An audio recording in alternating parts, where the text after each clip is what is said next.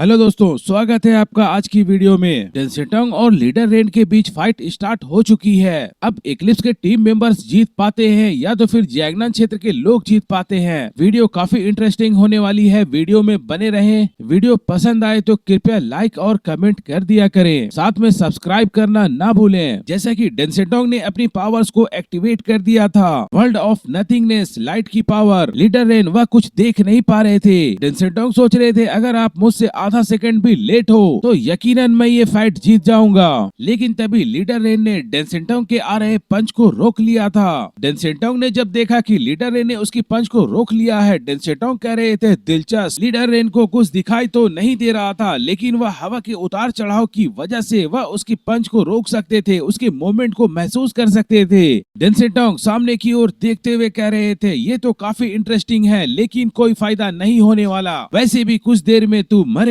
अचानक डेंसेटोंग काफी रोशनी के साथ चमकने लगा। उसने अपने एक और एबिलिटी को एक्टिवेट किया जिसे हॉली बॉडी ब्लेसिंग कहते हैं। जब उसकी लाइट चमकती है तब वह क्लोज कॉम्बैट में और भी ज्यादा माहिर हो जाता है, उसे कोई हरा नहीं सकता। अचानक डेंसेटोंग की गति काफी तेज हो गई, उसकी शक्ति और भी ज्यादा भयानक हो चुकी थी। अचानक एक पफ की आवाज आई, डेंसेटोंग की मुट्ठी अचानक लीडर रेन के छाती पे घुस गई। डेंसेटोंग के हाथ ने लीडर रेन के बाहरी सुरक्षा को भेद दिया। डेंसेटोंग की स्पीड काफी ज्यादा थी, जिसकी वजह से लीडर रेन डॉच नहीं कर पा रहे थे। वह सारा अटैक लीडर रेन को जाकर लग रहा था। वह डेंसेटोंग के अटैक से बचना तो चाहते थे, लेकिन उसकी छाती के दर्द की वजह से वह उतना ज्यादा अच्छे से मूव नहीं कर पा रहे थे। वह डेंसेटोंग के अटैक को डॉच नहीं कर पा रहे थे। तभी एक और मौका लीडर रेन के उसी जगह पे फिर से जाकर के लगती है। पफ की साउंड आती है, इस बार और भी ज्यादा बड़ा घाव हो चुका था। लीडर रेन की पूरी तरह से हालत खराब हो चुकी थी। डेंसेटोंग ने उसी जगह पे अपनी हाथों को डालकर और भी ज्यादा उसके जख्म को गहरा कर दिया। डेंसेटोंग के चेहरे पे मुस्कान थी। वह लीडर रेन की हालत को देखते हुए कह रहे थे क्या इक्लिप्स के टीम मेंबर का लीडर इतना ज्यादा कमजोर है। उसकी मुस्कान कम होने लगी, वह तो काफी ज्यादा आश्चर्यचकित हो रहे थे।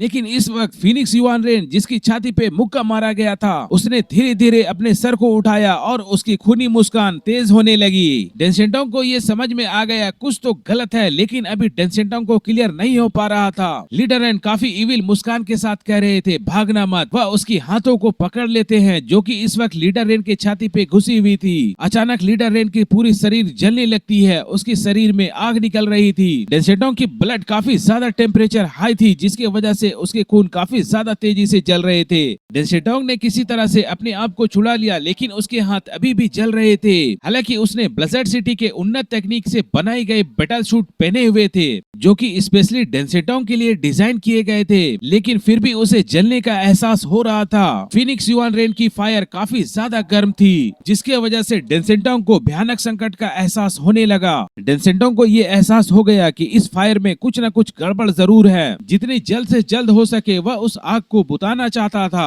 अब भी लीडर रेन के चेहरे पे मुस्कान थी, जबकि वह काफी ज्यादा जख्मी हो चुका था। उसे तो चक्कर आ रहे थे, वह कभी भी गिर सकता था, गिरकर मर सकता था, लेकिन फिर भी वह काफी ज्यादा खुश था। डेंसेटोंग को ये समझ में आ गया कि इक्लिप्स का टीम लीडर ये कमजोर नहीं होना चाहिए। मैं अभी भी इसकी एबिलिटी को नहीं समझ पाया हूँ। ये जितना कमजोर दिख रहा है वह इतना कमजोर नहीं है। तभी लीडर रेन का शरीर धीरे धीरे चकराते हुए वह नीचे गिर गया। उसके शरीर जल रहे थे। उसके शरीर जलते हुए फायर और भी ज्यादा तेज हो गई। अचानक दिखाया गया कि कोई शख्स है जो कि खड़ा हो रहा है। फीनिक्स युआन रेन, वह मरने के बाद फिर से जिंदा हो गया। फीनिक्स युआन रेन, वह अपनी ही जली हुई डेड बॉडी, वह अपनी ही राख से फिर से जिंदा हो गया। तब वह धीरे धीरे सामने आया। उसका हट्टा कट्टा शरीर फिर से नजर आने लगा। इस बार वह पहले की तरह तंदुरुस्त ताकतवर महसूस हो रहा था। लीडर रेन उसकी तरफ देखते हुए कह रहे थे तुम्हारी एबिलिटीज काफी ज्यादा इंटरेस्टिंग लगती है, लेकिन फिर भी थोड़ी सी कमी रह गई है। तभी डेंसेटोंग उसकी खून का टेस्ट करते हुए कह रहे थे अच्छा, तो तुम फिर से जिंदा हो सकते हो, कोई बात नहीं, ठीक है, मैं तुम्हें फिर से मार दूंगा।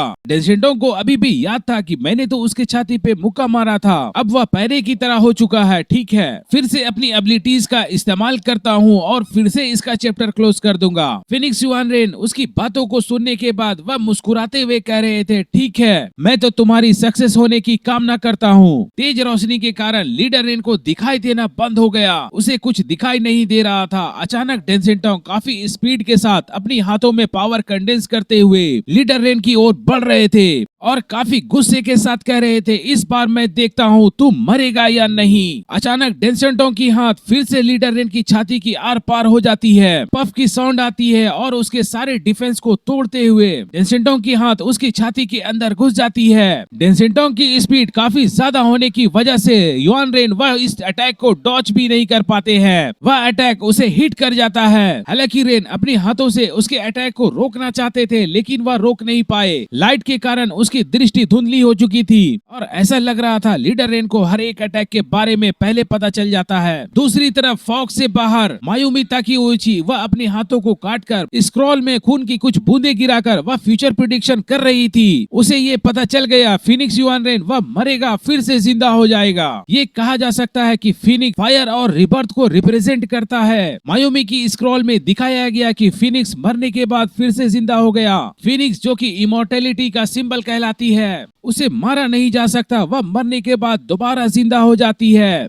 लीडर रेन डेंसेटोंग को फिर से जिंदा देखने के बाद वह सोच रहे थे, लगता है इसकी एबिलिटी इमोर्टेलिटी है, मतलब वह आग में जलकर दोबारा जिंदा हो सकता है। लीडर रेन काफी कैजुअली कह रहे थे, सॉरी मेरी सबसे बड़ी स्ट्रेंथ ये है कि मुझे मारना इम्पॉसिबल है। डेंसेटोंग उसकी ओर देखते हुए कह रहे थे, मारना इम्पॉसिबल, बार बार तुम्हें जान से मारूंगा, बात तो बन ही जाएगा। मेरे टीममेट अभी भी मेरी जीत का इंतजार कर रहे हैं, इसलिए मेरे पास ज्यादा वक्त नहीं है तुम्हारे साथ बर्बाद करने के लिए, तो चलो इस गेम को फास्ट फॉरवर्ड करते हैं। अचानक फिनिक्स युआन रेन एक इल्यूजन में फंस जाता है। अचानक रोशनी काफी तेजी से बढ़ जाती है, लाइट काफी ज्यादा हो चुकी थी। अब की बार फिनिक्स युआन रेन वह किसी इल्यूजन में फंस जाता है। अचानक उसकी आंखें खुल जाती है, वह डेंसेटोंग को देख रहे थे। आसपास बहुत सारे मिरर के टुकड़े बिखरे हुए थे।